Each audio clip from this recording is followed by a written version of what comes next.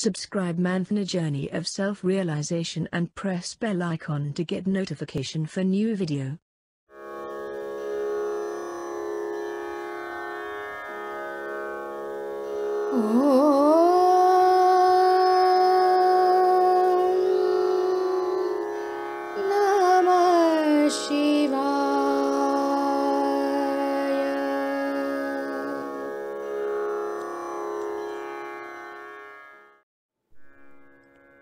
नाम स्मरण और नाम जप पढ़ने और सुनने में यह दोनों शब्द समान स्वरूप के लगते जरूर है, लेकिन इन दोनों में जमीन आसमान का अंतर है।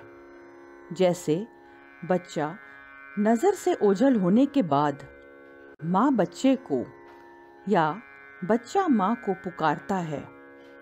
इस परिस्थिति के विपरीत जब बच्चा सामने ही हो तो माँ का पुकारना या बच्चे का माँ को पुकारना, यह दोनों परिस्थिति बिल्कुल भिन्न है। ठीक इसी तरह श्री सद्गुरु ने दिए हुए नाम का उच्चारण करना और श्री सद्गुरु ने दिए हुए नाम का स्मरण करके नाम स्मरण करना, इन दोनों परिस्थिति में अंतर है कि नहीं? निश्चित है। अगर देखा जाए तो श्री सद्गुरु ने नाम देने के पहले से ही हम नाम का उच्चारण तो कर ही रहे हैं। जब भी हम किसी मंदिर में जाते हैं तो उस मंदिर के भगवान का नाम स्मरण करते करते ही जाते हैं। जैसे श्री दत्त के मंदिर में दिगंबरा दिगंबरा का जप करते हैं, श्री राम के मंदिर में श्री राम जय राम का जप, हनुमान जी के मंदिर में रुद्र हनुमान का जप, जगदम्बा के मंदिर में आई जगदम्बा। इस प्रकार हम नाम लेते आ रहे हैं, लेकिन श्री सद्गुरु ने इस नाम से हमारा परिचय कराया और इसे अपना बनाने का तौर तरीका भी बताया।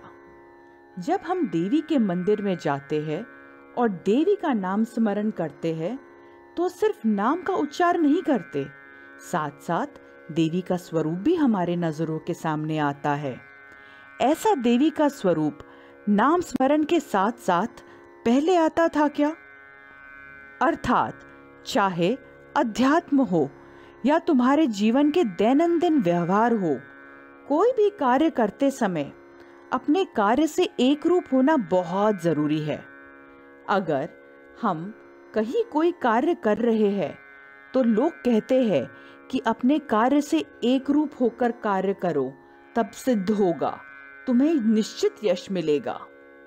जब हम भोजन ग्रहण करते हैं उस समय भी समझ दी जाती है कि अपने भोजन पर लक्ष्य केंद्रित करो और बाकी मुद्दों से अपना ध्यान हटाओ।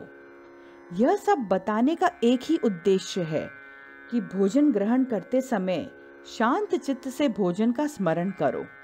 सिर्फ पेट भरने के हिसाब से ठूस ठूस के खाया तो पेट तो भरेगा ही, लेकिन जो हम ग्रहण कर रहे हैं उस भोजन से संबंधित भावना और भोजन को मनोमन स्मरण करके ग्रहण करने पे आज हमने क्या ग्रहण किया, वह कैसा था, पहले क्या खाया, बाद में क्या खाया, इन सारी बातों का स्मरण हमें रहता है और इसी से हमें आनंद भी प्राप्त होता है।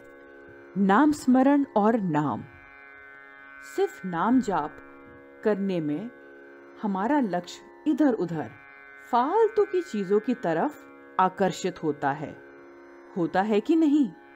होता ही है। यहाँ सत्संग में बैठे बैठे इंसान का ध्यान इधर उधर भटकता ही है। इसके अलावा घर की नैमित्तिक उपासना करने बैठे तो वहां पर भी ध्यान इधर उधर भटकता रहता है। मतलब उपासना की ओर कम ध्यान और निरर्थक चीजों की तरफ ज्यादा ध्यान।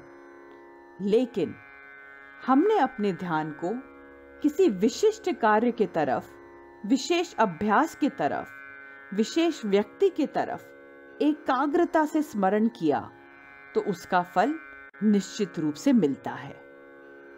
चलो अब समझते हैं नाम क्या है या नाम का क्या अर्थ है? नाम अर्थात श्री सद्गुरु है। श्री सद्गुरु और नाम यह दोनों ही एक ही सिक्के के दो पहलू है। नाम यानी ईश्वर भी है, जिसे हम भगवंत कहते हैं। मतलब श्री सद्गुरु, नाम और भगवंत यह मनुष्य के जीवन का त्रिकोण है। और यह त्रिकोण, यह तीनों बाजू एक स्वरूप है जो इंसान के भीतर ही पाई जाती है। भगवंत कहाँ है? हमारे तुम्हारे में है। फिर श्री सद्गुरु कहाँ है? वह भी तुम्हारे हमारे में समाये हुए है।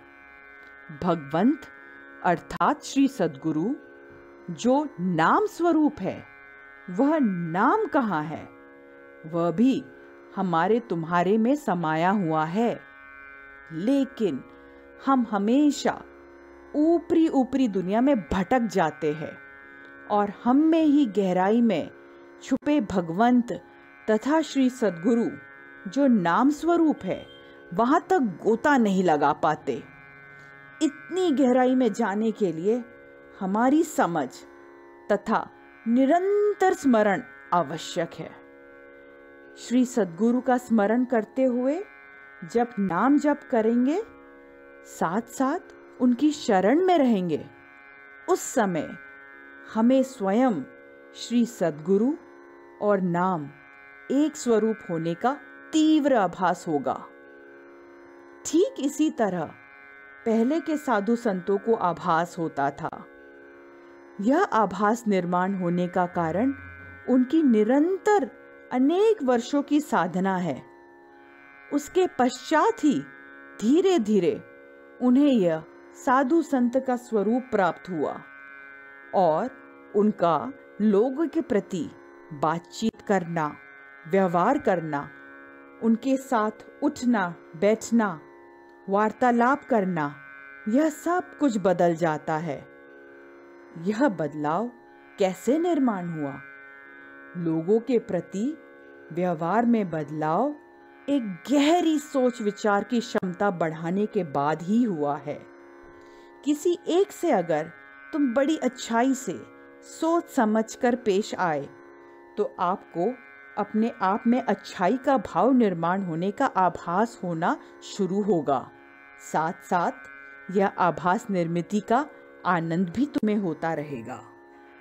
जिस प्रकार कोई भी विषय जो कठिन है, जैसे गणित, शास्त्र, इंग्लिश का अभ्यास हमने पूरे ध्यान से विचार पूर्वक समझकर बार बार स्मरण करके किया, तो यही सब कठिन विषय तुम्हें तुम्हारे में से आनंद देते हुए बाहर निकलते हैं। इसके विपरीत अगर आपका ध्यान भटक जाए और अभ्यास का स्मरण कम पड़ जाए, तो यही विषय तुम में से सिर्फ 40 मार्क्स प्रकट कराते हैं। परीक्षा के पूर्व हमें लोग पूछते हैं कि इस बार कितने मार्क्स प्राप्त होंगे, तो इस पर हमारा एक ही जवाब होना चाहिए, मेरा परीक्षा देने का उद्देश्य 45 मार्क्स प्राप्त करने का नहीं है।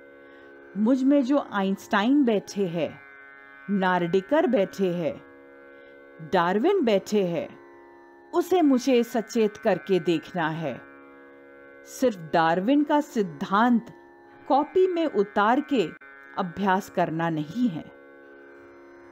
इस दुनिया में कोई भी चीज हो, आध्यात्म से लेकर दैनंदिन व्यवहार तक, अगर हम सोच समझकर निरंतर स्मरण करके जब हम में से प्रकट होती है, तो उस चीज का हमें मिलने वाला आनंद हमारे परिवार को, हम पे निर्भर बाकी लोगों को, साथ साथ हम पर ना निर्भर होने वाले असंख्य लोगों को तथा प्राणी मात्र को आनंद देने वाला होता है। जय साईं राम।